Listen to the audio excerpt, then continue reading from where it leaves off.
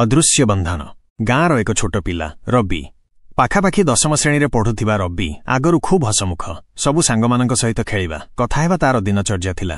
କିନ୍ତୁ ଏକ ଦିନ ବାପାଙ୍କରୁ ନୂଆ ସ୍ମାର୍ଟଫୋନ୍ ପାଇଲା ପରେ ତାର ଜୀବନ ବଦଳିଗଲା। ଆରମ୍ଭରେ ସେ ୟୁଟ୍ୟୁବରେ ପଢ଼ାଶୁଣା ଭିଡିଓ କିଛି ଖବର ଗୀତ ଦେଖୁଥିଲା। କିନ୍ତୁ ଆସ୍ତେ ଆସ୍ତେ ଖେଳ ସୋସିଆଲ ମିଡିଆ ଅନ୍ୟାନ୍ୟ ଅନर्थक କାମରେ ସମୟ ଖର୍ଚ୍ଚ କରିବାରେ ଆଦତି ହେଲା। ପ୍ରଥମେ 2-3 ଘଣ୍ଟା ପରେ ସାରା ରାତି ଜାଗି ଫୋନ୍ ଚଳାଇବା।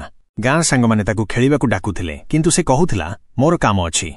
ବାସ୍ତବରେ ସେ ସେତେବେଳେ ଫୋନ୍ରେ ବ୍ୟସ୍ତ। ଆମ ବାପା ଭାବିଲେ ପିଲାଟି ପଢୁଛି କିନ୍ତୁ ତାର ପଢ଼ାଶୁଣା କ୍ରମେ ଦୁର୍ବଳ ହେଲା। ଦିନେକ ରବିଙ୍କୁ ବଡ଼ ବିଷୟରେ ପରୀକ୍ଷା ଥିଲା। ସେ ପଢ଼ି ନଥିଲା। ପରୀକ୍ଷାରେ ଖୁବ୍ ଖରାପ ମାର୍କସ୍ ଆସିଲା। ଶିକ୍ଷକ କହିଲେ ରବି ତୁମେ ଆଗରୁ ଖୁବ୍ ଭଲ ପିଲା ଥିଲା କଣ ହେଲା? ରବି କୌଣସି ଉତ୍ତର ଦେଇପାରିଲାନି।